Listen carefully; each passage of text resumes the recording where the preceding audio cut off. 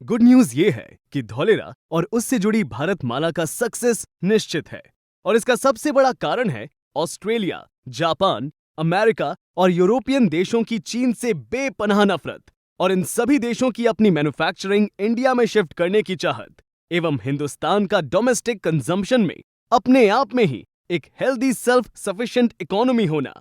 Corona ग्रस्त Hindustan government ने पिछले 2 सालों में जीएसटी, इनकम टैक्स और हर कमाई से महरूम होने के बावजूद 200 करोड़ वैक्सीन लगाई, देशव्यापी मेडिकल इमरजेंसीज मैनेज की, लॉ एंड ऑर्डर भी मेंटेन रखा।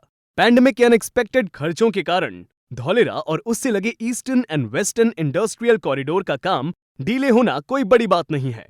फिर भी टीम मोदी ने धौलेरा में एक्टिवेशन, सोलर पार्क, एयरपोर्ट और एक्सप्रेस वे के काम को जो अंजाम इन 2 सालों में दिया वो काबिले तारीफ है। Dholera eastern and western industrial corridor का हिस्सा है और अपने पहले इंडस्ट्रियल फेज में है। यही कारण है कि धौलेरा अपनी टाइमलाइन को अकेला आगे नहीं बढ़ा सकता है, उसको बाकी प्रोजेक्ट्स को साथ लेकर चलना है।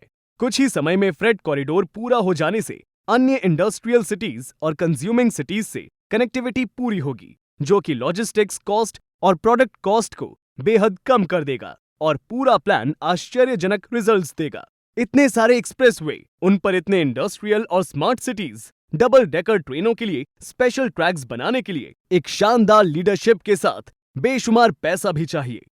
मिडिल ईस्ट के पास तेल के कुएं थे, यूरोपियन देशों के पास लूट का पैसा, जो कि 300 साल भारत जैसे एशियाई और अफ्रीकन देशों से लूटा गया था। अमेरिका ने मौके का फायदा उठाया और दोनों वर्ल्ड वॉर में हथियार बेच के पैसे कमाए। और चाइना की सक्सेस स्टोरी जो अपने ही लोगों को दाने दाने के लिए मोहताज करके लिखी गई है। अब प्रश्न यह है कि इंडिया के पास इतना पैसा कहां से आएगा?